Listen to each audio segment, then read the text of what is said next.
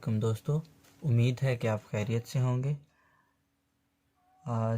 Matrix का chapter हमारा चल रहा है और आज हम उसके अंदर बात करेंगे एडिशन की, सब्ट्रैक्शन की और एडिशन और सब्ट्रैक्शन से रिलेटेड कुछ एक दो लॉज हैं, एडिटिव या कम्यूटेटिव लॉ और एसोसिएटिव लॉ। इन चार चीज़ों के ऊपर मेजरली आज हम लोग बात करेंगे। तो उसके अंदर सबसे पहले हम लोग बात करते हैं एडिशन की।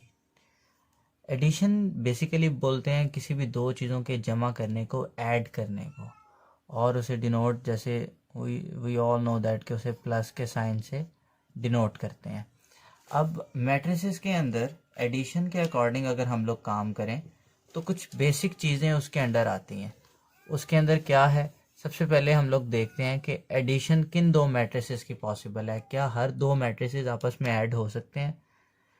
सबसे पहले हमारा ये क्वेश्चन है कि सारे मैट्रिसेस के आपस में ऐड हो सकते हैं? नहीं, मैट्रिसेस का सेम ऑर्डर होना ज़रूरी है।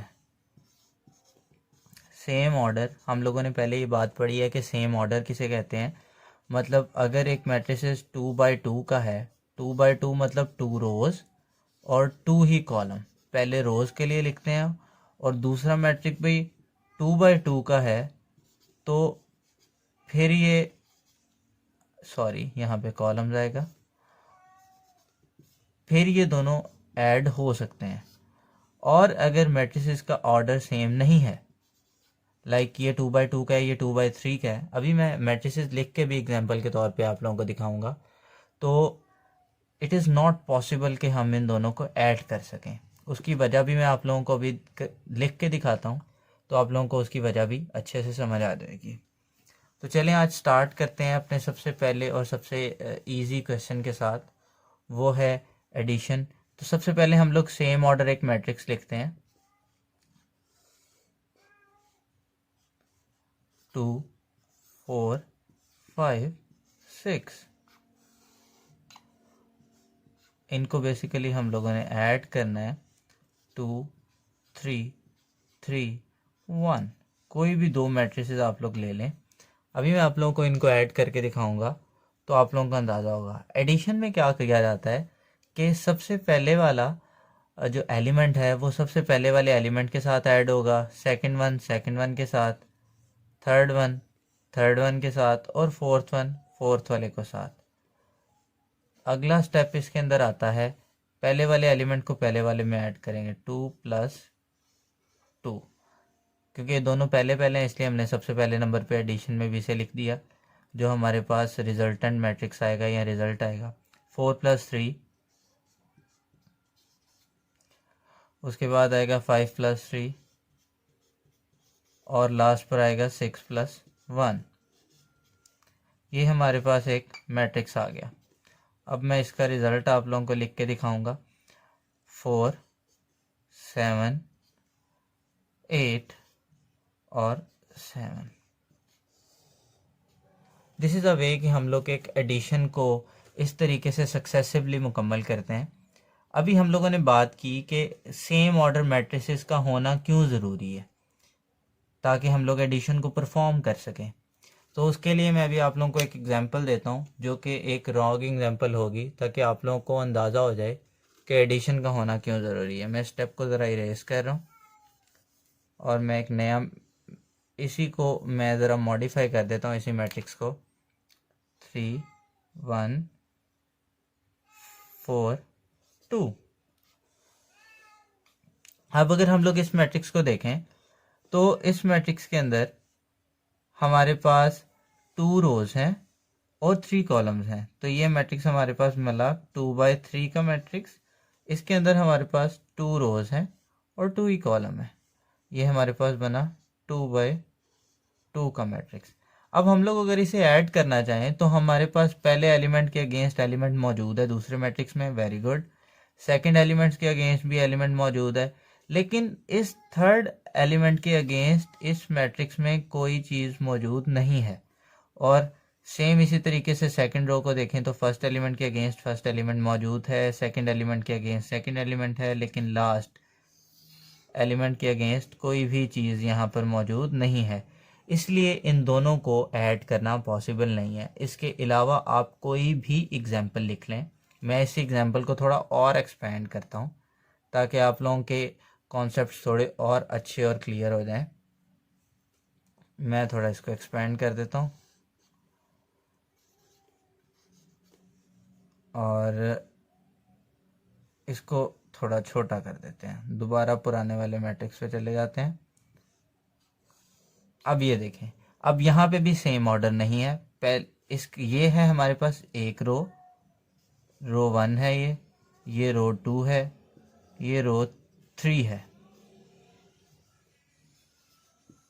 अब अगर आप लोग इसको गौर से देखें तो रो 1 के अगेंस्ट पहले दोनों एलिमेंट्स के लिए रो 2 दूसरे कॉलम के अंदर मौजूद हैं, रो 2 के अगेंस्ट भी वैल्यूज़ मौजूद हैं, लेकिन रो 3 के अगेंस्ट यहाँ पे कोई रो 3 मौजूद नहीं है, जिसकी वजह से ये दोनों एलिमेंट्स एडिशन में आ नहीं सकेंगे। इसलिए ये पॉसिबल नहीं है कि हम लोग इन दोनों को ऐड कर सकें।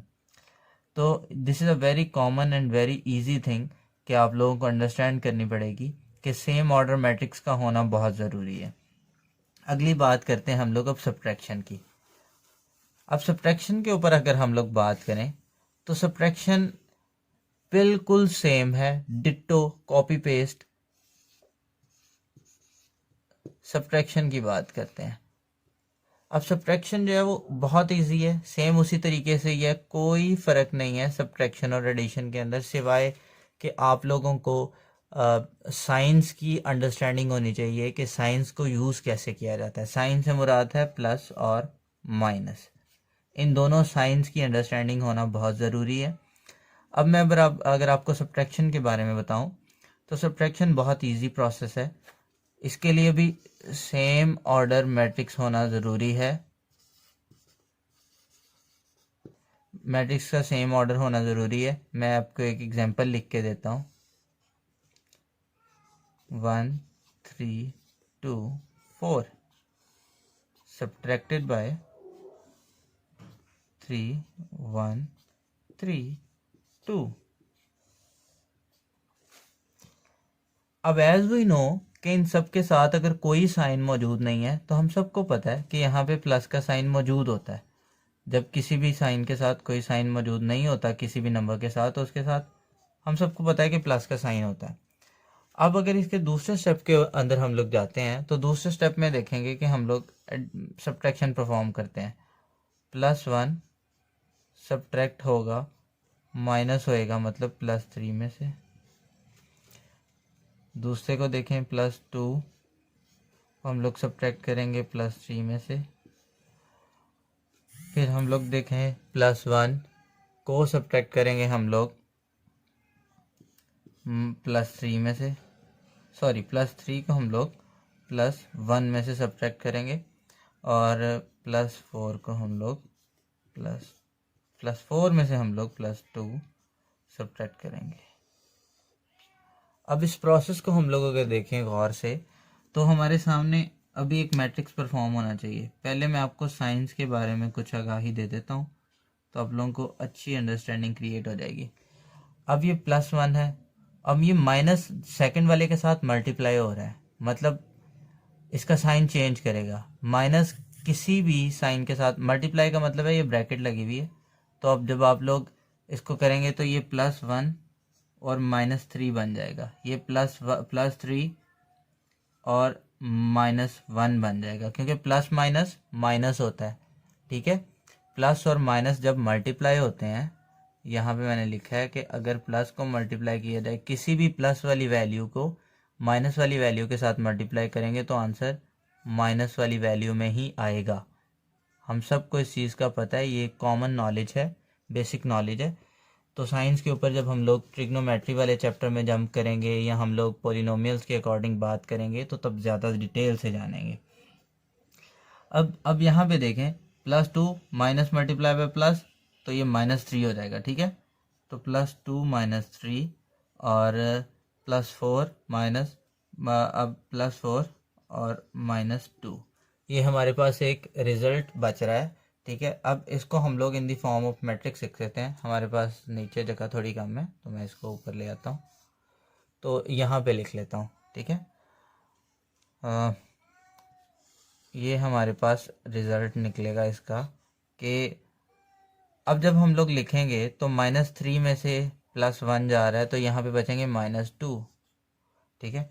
और यहाँ पे बचेगा 2, क्योंकि 3 में से 1 निकला, +3 में से -1 गए तो +2 बच गए, लेकिन -3 में से +1 गया तो -2 बच गए। यहाँ पे से -3 में से +2 गया तो -1 बच गया, और +4 में से -2 गया तो 2 बच गया। ये हमारे पास रिज़ल्ट निकला।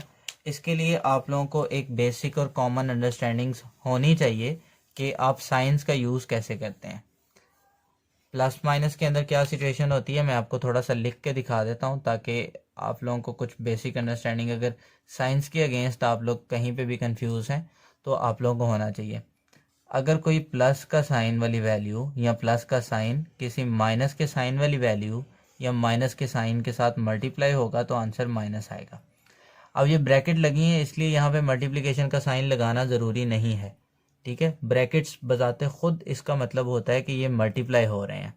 अगर मैं ब्रैकेट्स रिमूव करता हूँ तो यहाँ पे मुझे मल्टीप्लिकेशन का साइन लगाना पड़ेगा। आप इनमें से कोई भी यूज़ कर लें, कोई फ़र्क नहीं पड़ता, मल्टीप्ली का साइन लगा हो या ब्रैकेट्स लगी हो तो एक ही बात है।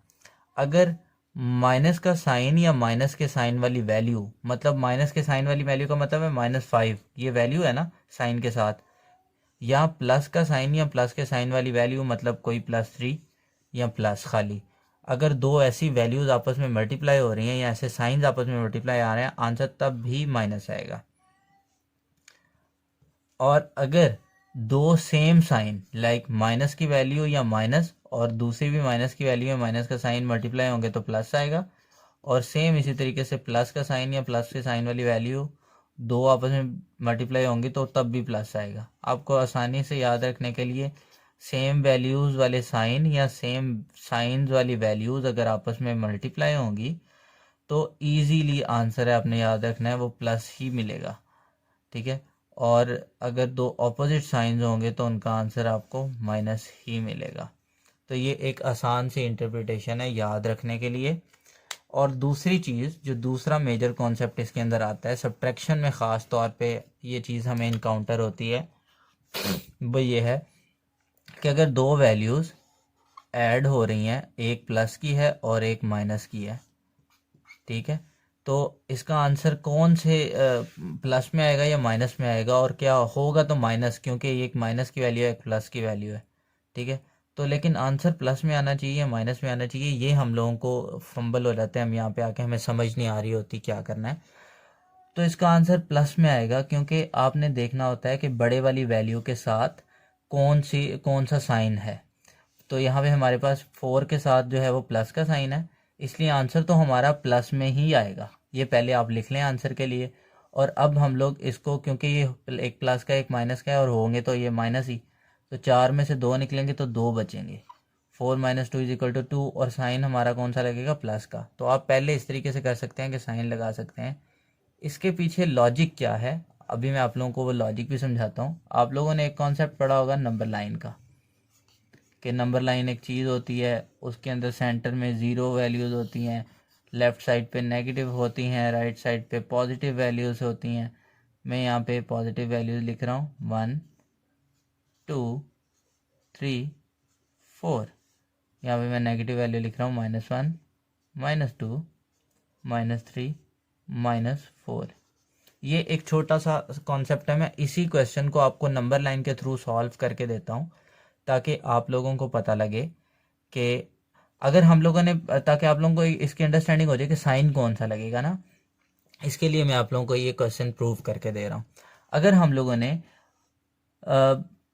नेगेटिव की तरफ जाना है तो ऑब्वियसली हम लोग अपने पॉइंट को इस तरफ लेके जाएंगे, और अगर हम लोगों को पॉजिटिव वैल्यू ऐड करनी है या तो हम लोग इस तरफ को मूव करेंगे। अब देखें, सबसे पहले हमारे पास -2 है, तो -2 के लिए हमें क्या करना पड़ेगा, 1 और 0 से जाएंगे तो ये -2 हो गया। अब +4 है, -2 के अंदर +4 करना है, तो -2 से हम लोग स्टार्ट करेंगे प्लस की तरफ, 1 2 3 और 4। तो यहाँ पे आके +2 पे आके हमारे पास जो है वो इस क्वेश्चन की सारी कहानी ख़त्म हो गई है, तो इसलिए आंसर हमारे पास आ गया +2। तो this is a proper way understand करने के लिए कि साइन कौन सा लगेगा। ये नंबर लाइन का मेथड है। आप इस मेथड को चाहें तो याद कर लें, अंडरस्टैंड कर लें, और अगर चाहें तो आप इसे आसानी से याद कर सकते हैं कि बड़े वाले साइन के साथ, बड़े वाली वैल्यू के साथ जो साइन लगा होगा वो आपका आंसर में आएगा। ख़ास तौर पे सब्ट्रैक्शन के अंदर ये चीज़ बहुत ज़्यादा इनकाउंटर होती है। स्टूडेंट जब सब्ट्रैक्शन के क्वेश्चंस हल कर रहा होता है तो उसके लिए बहुत ज़्यादा डिफ़िकल्टी आती है कि सर साइन की मिस्टेक्स बहुत ज़्यादा आती हैं। तो ये बेसिक वे है या प्रॉपर वे है किसी भी साइन को अंडरस्टैंड करने के लिए। आई होप कि आप लोगों को ये साइंस वाली सिचुएशन समझ आ गई होंगी। हम लोग आगे चलते हैं। आगे हम लोगों ने कुछ प्रॉपर्टीज़ की बात की थी। अब हम लोग उन प्रॉपर्टीज़ के ऊपर जंप करते हैं। सबसे पहले मैंने देखी थी कम्यूटेटिव लॉ। ठीक है, कम्यूटेटिव प्रॉपर्टी या कम्यूटेटिव लॉ।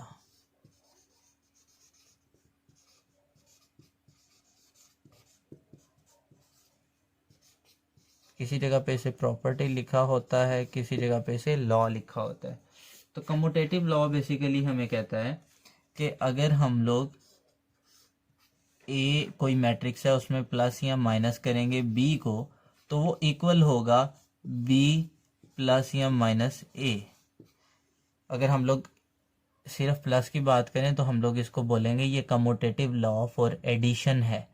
अगर हम लोग माइनस की बात करें तो हम लोग इसे बोलेंगे, सॉरी माइनस इसके अंदर आता नहीं है, अभी माइनस के अकॉर्डिंग हम लोग बाद में बात करेंगे, ए प्लस बी है। ठीक है, अभी हम लोग इसके अकॉर्डिंग ही सिर्फ बात करते हैं, माइनस को बाद में हम देखते हैं। ठीक है, कम्यूटेटिव लॉ फॉर एडिशन अगर हम लोग इसको देखें तो इसे कहा जाएगा, मैं कोई भी दो मैट्रिसेस लेता हूँ। फॉर एग्जांपल हमारे पास एक ए मैट्रिक्स है, ये तो हम लोग जान चुके हैं, हमारे लिए सेम ऑर्डर होना ज़रूरी है। मैं लिखता हूँ यहाँ पे 2 3 4 और 5, और हमारे पास एक बी मैट्रिक्स है 0 2 3 और 1। अब हम इन दोनों के लिए ये प्रॉपर्टी प्रूव करने की कोशिश करते हैं। पहले हम लोग करते हैं ए प्लस बी। हम ए प्लस बी करके देखते हैं। ए प्लस बी की वैल्यूज लिख लेते हैं। पहले ए वाला 2 3 4 5 प्लस 0 2 3 एंड 1। अब इनको ऐड कर लेते हैं। तो अब हम लिखेंगे 2 plus 0 3 plus 2 4 plus 3 5 plus 1। Answer हमारे पास क्या निकलता है अभी देख लेते हैं। 2 plus 0 is equal to 2, 3 plus 2 is equal to 5, 4 plus 3 is equal to 7 and 5 plus 1 is equal to 6। हमारे पास आंसर आ चुका है। अभी अब हम लोग परफॉर्म करते हैं बी प्लस ए को। ए प्लस बी का आंसर हम लोग लिखा रहने देंगे या ऊपर लिख लेते हैं 2 5 7 6। So a plus b is equals to 2 5 7 6। अब हम लोग परफॉर्म करके देखते हैं b प्लस ए को। b प्लस ए को अगर परफॉर्म करें तो 0 और 2, b वाला मैट्रिक्स पहले आएगा, 3 एंड 1, एडिशन का साइन 2 3 4 एंड 5, और इन दोनों को ऐड करें तो 0 plus 2 2 plus 3 3 plus 4 and 1 plus 5। अब is equals to 0 plus 2 is equals to 2 5 7 and 6। तो as you guys can see कि b प्लस ए का आंसर आया है ये, और a प्लस बी का आंसर है ये। 2 5 7 6 is equal to a plus B and b plus a is equal to 2 5 7 6। So ये लॉ हमने अभी प्रूव किया है कि ये कम्यूटेटिव लॉ है। ठीक है, इसे कम्यूटेटिव प्रॉपर्टी या कम्यूटेटिव लॉ बोला जाता है। इस लॉ के अंदर आप लोग ये चीज़ प्रूव करते हैं कि a प्लस बी या कोई भी दो मैट्रिक्स की अगर एडिशन करें, किसी भी मैट्रिक्स को पहले रख लें, कोई फ़र्क नहीं पड़ने वाला। ठीक है, this is the major proof कि आप लोग इसके अंदर क्या करने वाले हैं, बताने क्या वाले हैं। अब हम लोग एक और प्रॉपर्टी को प्रूव करने की कोशिश करते हैं। होप कि आप लोगों को ये कम्यूटेटिव लॉ समझ आ चुका होगा। अब हमारे पास दूसरी प्रॉपर्टी आती है associative law under addition. Under addition इसलिए कि हम लोग सिर्फ एडिशन की बात कर रहे हैं। एसोसिएटिव लॉ, ठीक है, या एसोसिएटिव प्रॉपर्टी। एसोसिएटिव प्रॉपर्टी हमें बोलती है कि A plus B plus C is equal to A plus B plus सी।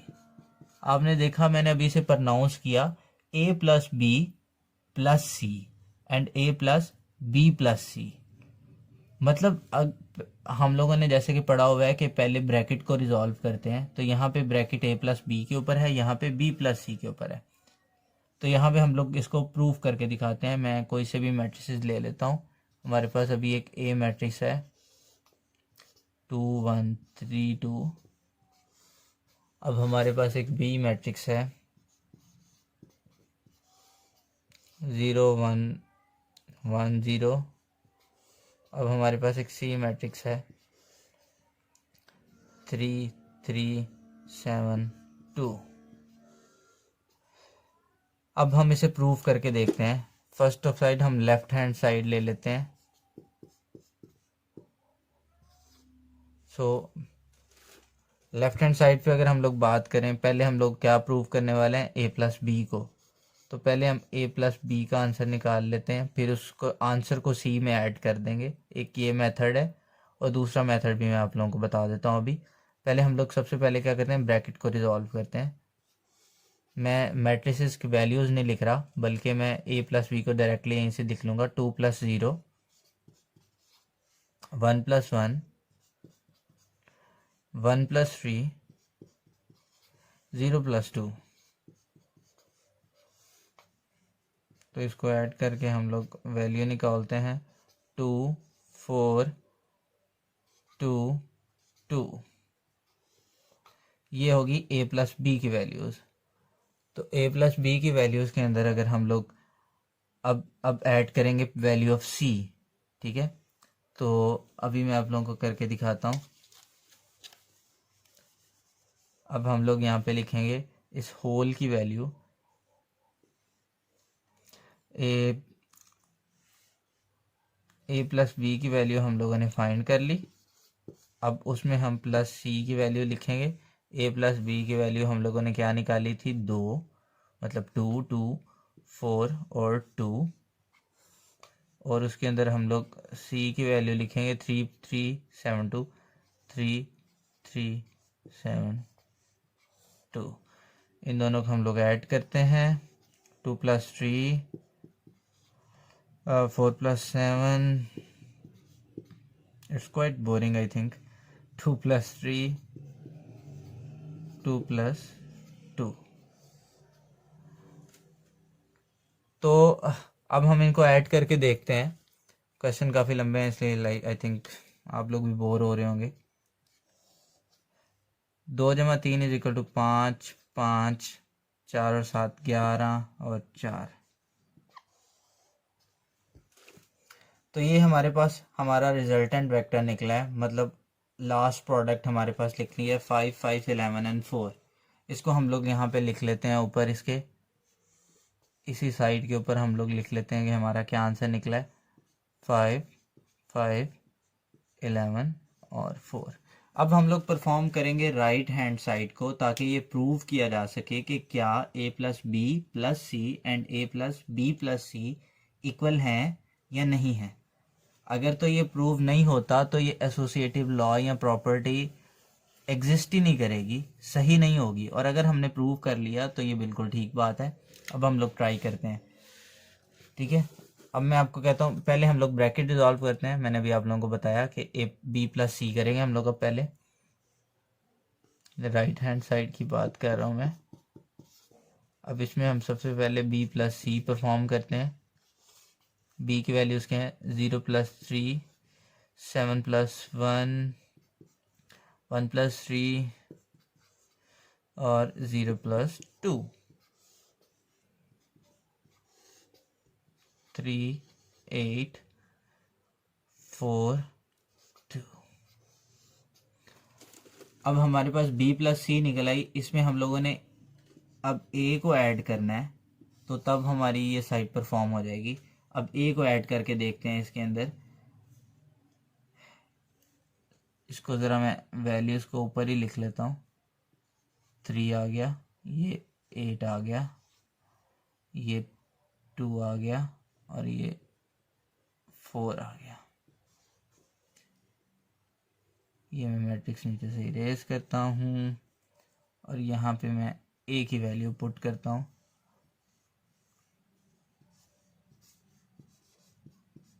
यहाँ पे मैं वैल्यू ऑफ ए पुट कर देता हूँ अब, ताकि आप लोगों को अंडरस्टैंडिंग के लिए आसानी हो। 4 और 2 थोड़ा इसको उस तरफ ले जाते हैं।